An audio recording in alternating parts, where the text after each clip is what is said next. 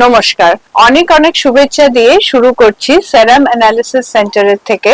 আমরা একটি ছোট কেস প্রেজেন্টেশন বলতে পারেন। এটা একটি রুটিন নরমাল হেমাটোলজি স্লাইড, যেটা আমাদের কাছে ব্লাড কাউন্টের জন্য আসে, টিসি, ডিসি, হিমোগ্লোবিন, প্লেটলেট ইত্যাদি।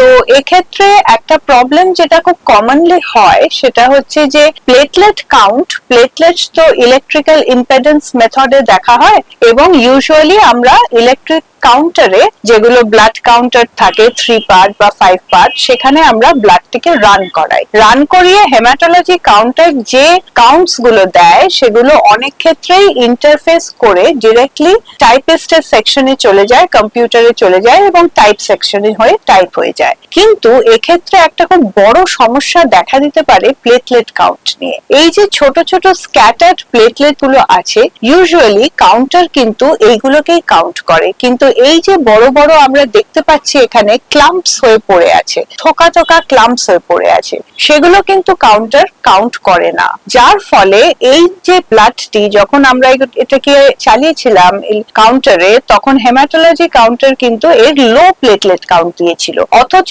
এটি একটি অ্যাবসলিউটলি নরমাল কেস যেখানে 2 লাখের ওপর এর প্লেটলেট কাউন্ট হবে। তো যে ক্ষেত্রে আমরা সেরাম অ্যানালিসিস সেন্টারে প্রত্যেকটা স্লাইড সেই কারণে মাইক্রোস্কোপে ভিউ করি, প্রত্যেকটাকে যত্ন সহকারে আমরা মাইক্রোস্কোপ ভিউইং করে এই ধরনের কোনো ক্লাম্প আছে কিনা বা অন্য কোনো অ্যাবনর্মাল সেল আছে কিনা সেটিকে গভীরভাবে পর্যবেক্ষণ করার পরেই আমরা রিপোর্টটি ছাড়ি, হ্যাঁ, যাতে করে এই ধরনের ভুল আমাদের ক্ষেত্রে না হয়। কিন্তু যেসব ল্যাবেরা সেটি করছে না, এই ধরনের মাইক্রোস্কোপিক ভিউইং করছে না, ডিরেক্টলি কাউন্টার থেকে সেটি চলে যাচ্ছে কম্পিউটারে এবং টাইপ সেকশনে রিপোর্ট টাইপ হয়ে যাচ্ছে, সেখানে কিন্তু তাদের সঙ্গে আমাদের প্লেটলেট কাউন্টটা মিলছে না। এই কারণে মিলছে না যে তারা তো শুধু এই ছোট ছোট স্ক্যাটার্ড গুলোই গুনছে, কিন্তু এখানে যে এত এত ক্লাম্পস আছে যাতে কিনা পেশেন্টের প্লেটলেট কাউন্ট কিন্তু নরমাল, সেটা তারা মিস করে যাচ্ছে। কিন্তু আমরা যেহেতু প্রত্যেকটি ক্ষেত্রে মাইক্রোস্কোপি করছি,